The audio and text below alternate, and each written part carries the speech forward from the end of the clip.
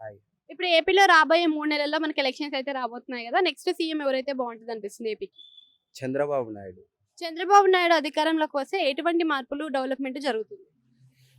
అంటే అన్ని విధాలుగా డెవలప్‌మెంట్ అనేది జరుగుతుంది. రైతులకి సంక్షేమ పథకాలు తేవటం గానీ, ఇలాంటివి జరుగుతుంటాయి. ఓకే. అంటే ఇప్పుడు జగన్ పరిపాలనలో రైతులకు సంక్షేమ పథకాలు అందుతలేవా? రాలేదు. విద్యార్థులకు? వస్తున్నాయి. 100లో 10% 5% ఇస్తారు. అంతే. అంటే చంద్రబాబు నాయుడు అధికారంలోకి వస్తే కొన్ని మేనిఫెస్టో తెచ్చారు గదా! సో, మహిళలకు ఉచిత గ్యాస్ సిలిండర్‌లు ఇస్తామని చెప్పి అది నెరవేర్చుకోవచ్చా? నెరవేరుతాయి. పక్కా నెరవేరుతాయి. నారా లోకేష్‌ని కావాలని రెచ్చగొడుతున్నారు అని చెప్పేసి వైసీపీ నేతలు అంటున్నారు. వాస్తవమే అది. వాళ్ళు ఓడిపోతున్నప్పుడు తెలిసిన భయం పుట్టి దానివల్ల అలా చేస్తున్నారు. రెచ్చగొట్టే మాటలు. టీడీపీ ఆల్రెడీ ఇప్పటికే జనసేనతో పొత్తులో కలిసింది. ఇప్పుడు కాంగ్రెస్‌తో కూడా పొత్తులో పెట్టుకునే అవకాశం ఉంది అని అంటున్నారు. అలా 3 పార్టీలు పొత్తులో పెట్టుకుంటే మరి జగన్ పరిస్థితి ఏమవ్వచ్చు? ఇంక జగన్ ఇంటికెళ్ళిపోవటమే. గుడివాడ అమర్నాథ్ ఐటీ సెక్టార్‌లో ఎంతవరకి డెవలప్‌మెంట్ చేశారనుకోవచ్చు?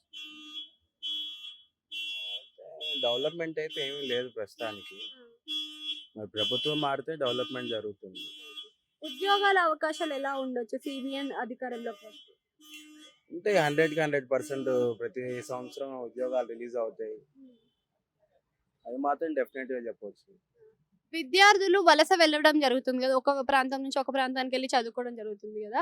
సో, అలా వెళ్ళడం వల్ల రాష్ట్రానికి విద్యార్థుల కొరత ఉంటుంది గదా! సో, అది సిబిఎన్ అధికారంలోకి వస్తే తగ్గుతుందా?